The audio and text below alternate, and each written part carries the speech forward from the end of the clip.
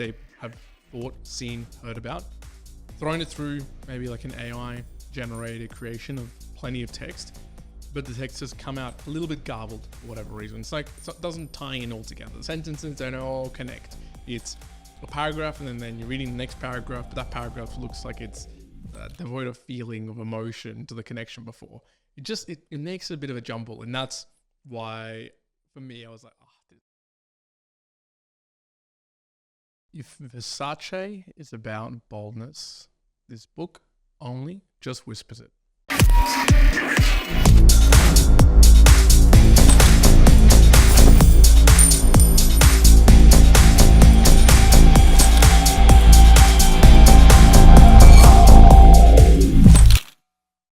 Welcome back, Mere Mortalites, to another edition of the Mere Mortals book reviews. Juan here, and I have for you the Little Book of Versace. Versace.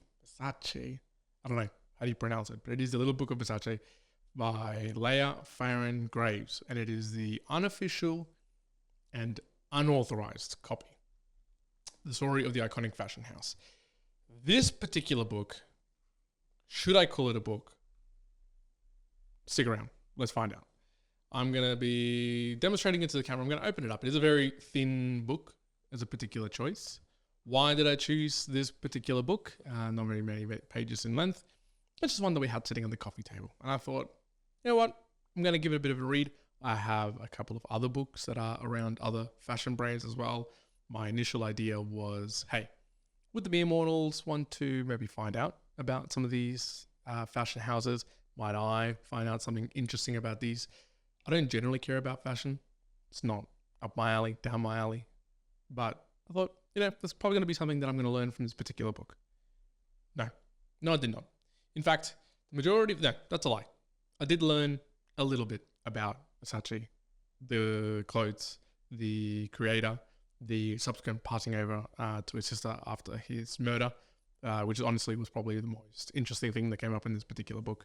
But I found out two things, at least for myself, which is one, I don't particularly care about fashion. So maybe that is going to hurt this particular book review. But two, this book, in the way that it was written, structured, put together, words jumbled up into the cohesion of a book, is feral. It's horrible. I'm glad, I'm not going to repeat the name of the author, but I'm glad that it is in the unofficial and unauthorized, because holy heck, this was terribly, terribly structured. The book, as you might imagine, and it is, a coffee table book, has some clear content. And you know what? There's a lot of good imagery. There's a lot of good imagery, which is good to pick up and have the book. But it's broken down into the intro of Versace, the Gianni years, which is the founder of Versace, House of Versace, menswear, celebrities, and popular culture, fragrance and interiors, and then some indexing credits.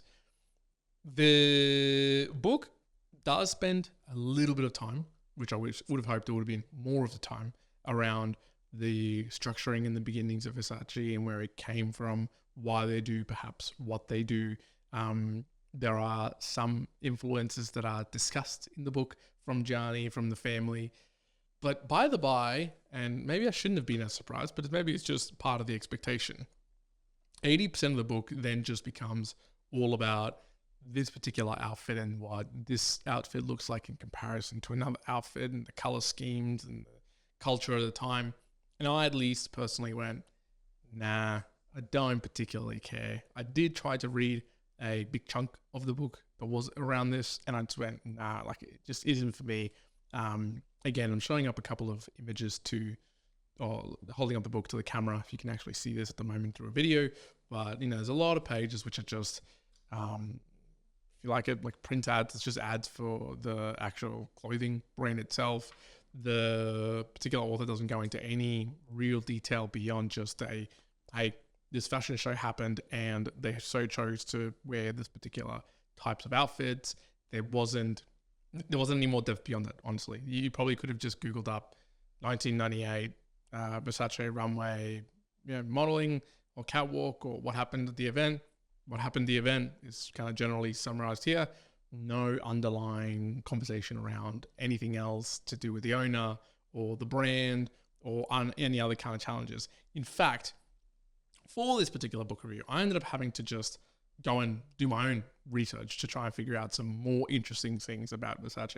And I don't know if it's because they don't have many interesting things, because the various things that I ended up picking up were things like the Gianni's death, which I sort of mentioned a little bit earlier. And look, it is talked about in a minute amount in this particular book. The Medusa symbolism, it's not really touched on this book very much, like talked about a little bit, but I found more details around, why the Medusa head was chosen as the Versace brand or logo, if you like, which is particularly because he believes the Medusa made people fall hopelessly in love with her, much like he hoped the designs would captivate and enthrall. There is some mentions around Elton John's influence, something so it sort of came up as well. The two other items as well that, again, kind of touched on here, but not in the giant sense, was the safety pin dress. Actually, I'll back that up. It over talked about the safety pin dress, probably because one of the most famous dresses that Versace made, and actually became really quite popular. In fact, I just had the image just before of that, so I'll try and put it to the camera if I can find it quickly enough. The other one, just this one here, which was Hugh Grant and his girlfriend Elizabeth Hurley attended the premiere of Grant's latest film, Four Weddings, and she was wearing that dress, that is the dress. If you want to see that, well, that interesting, honestly, to me. And yeah, sorry, the other one was just the rise of the supermodel. Now that was interesting. Again, this book, absolutely failed to really cover much of that. Apart from whispers, again, Versace is about boldness. This is just whispering. It's like, oh yeah, this happened. But looking into it as well, there's a lot of the big supermodels that you think of the 90s that really came up because it seemed like they performed in a Versace sort of runway. They were, I believe, the original sort of house that did the quite well-paid models, which is hence they call them supermodels, and try to get more of an attention to the actual brand. But a lot of these things I picked up outside of the book. It wasn't even through the book. And maybe I can hear people saying, yes, Juan, but this is a coffee table book. It's probably not meant to be read. Fine. You know what? Even better, honestly, probably would be better if this book was just images with little tiny snippets about the owner, little tiny snippets about the dress and whatever happened else.